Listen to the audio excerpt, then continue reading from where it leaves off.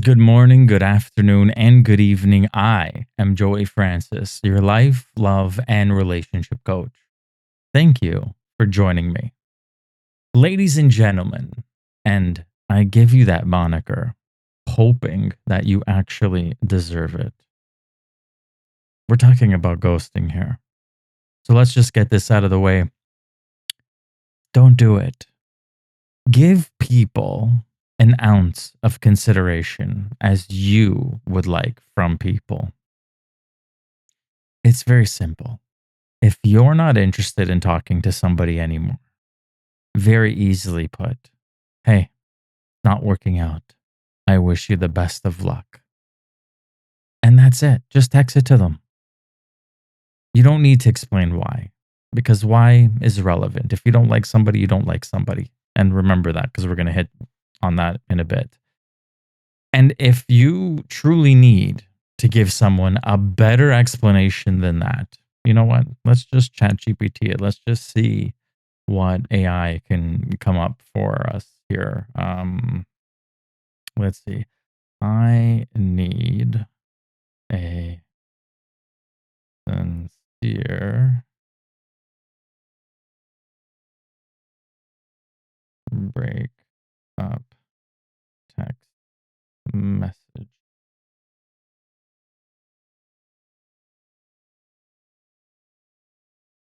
Hi, name.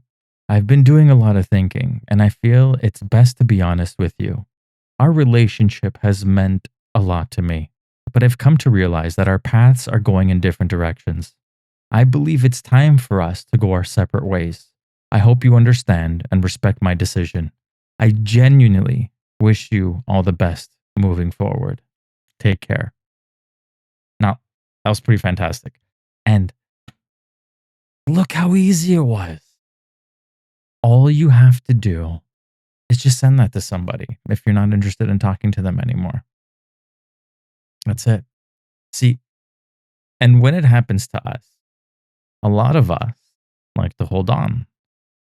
We need closure. Now, I'm somebody who doesn't believe in closure. To me, closure is just an excuse for us to hold on, for us to believe that things are going to be okay and we're going to get back together. Closure is a way to keep someone in your life because at the end of the day, no answer is an answer. That's somebody disrespecting you.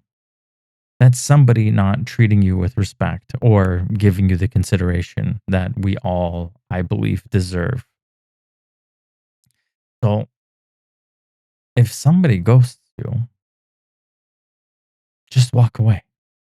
Now, me personally, in my dating life, if someone takes longer than 24 hours to reply to me, and I mean, I think I'm being generous with 24 hours, but nonetheless, I understand, you know, when we initially start dating somebody, we're very low on the priority totem pole. But nonetheless, 24 hours. Because if I'm not worth 30 seconds of your time in that 24 hours for you to, see my message and then reply, hey, busy day, can't talk, let's catch up tomorrow or whatever the case is, then, you're not for me, essentially. Or you're not ready, maybe, to bring someone into your life. Maybe your life really is that busy and you just don't have the time to date.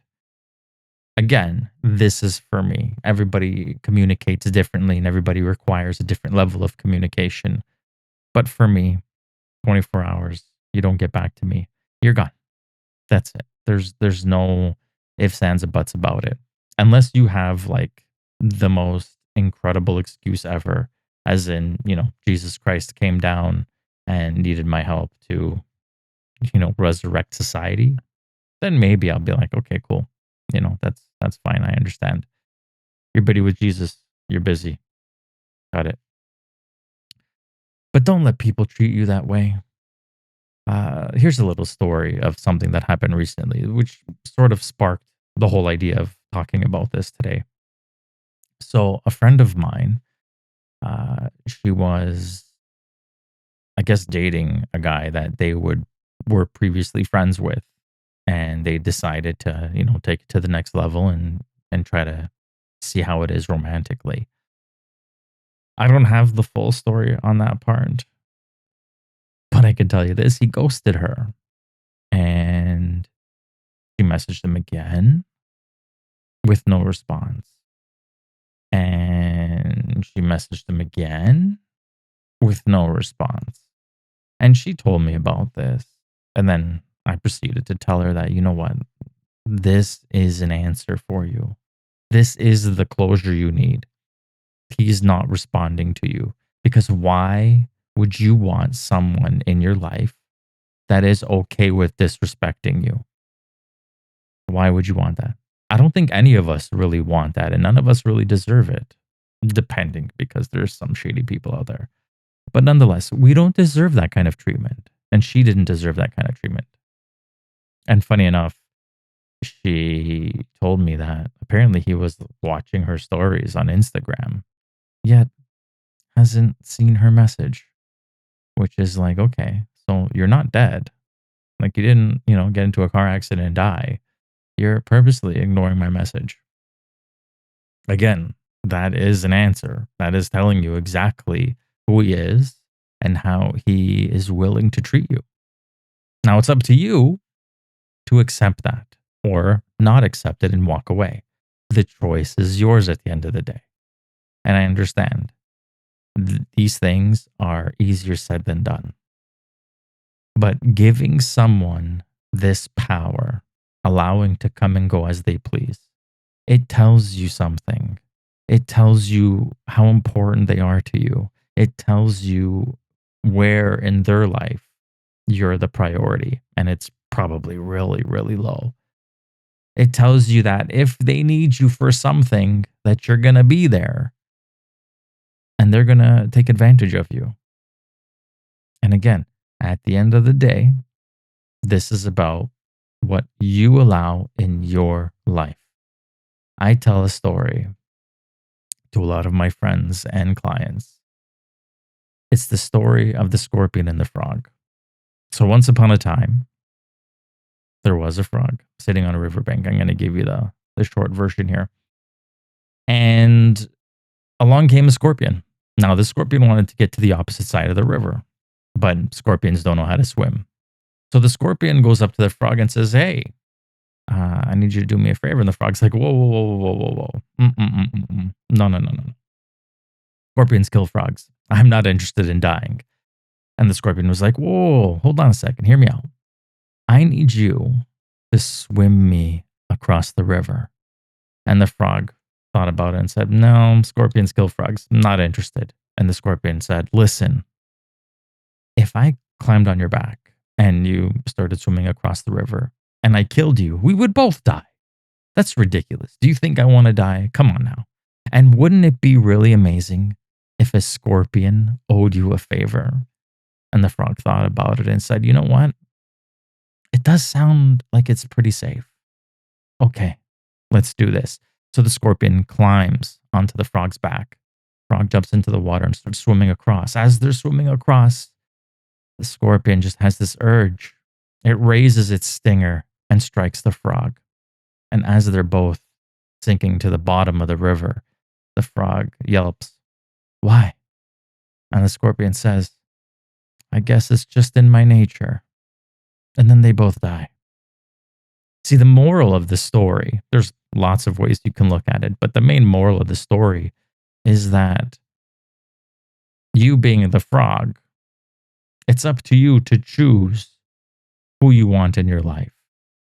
And sometimes there's going to be scorpions or people that come along that you know are not good for you. And they're going to try to convince you otherwise. Like, hey, listen, it's okay. Like, this is cool. Don't worry. Like, I might act like this to other people, but I wouldn't treat you that way. And then you accept that into your life. And then you get stung. And then you wonder why all that happened. Sometimes, most times, people don't change. So if you go into something knowing how somebody is, then it's your fault. If you go into something not knowing and then they tell you who they are and then you just forgive them and then happens again and then forgive them and happens again and forgive them. Well, fool me once, shame on you. Fool me twice, shame on me. And I know I kind of went off the rails a little bit talking about ghosting.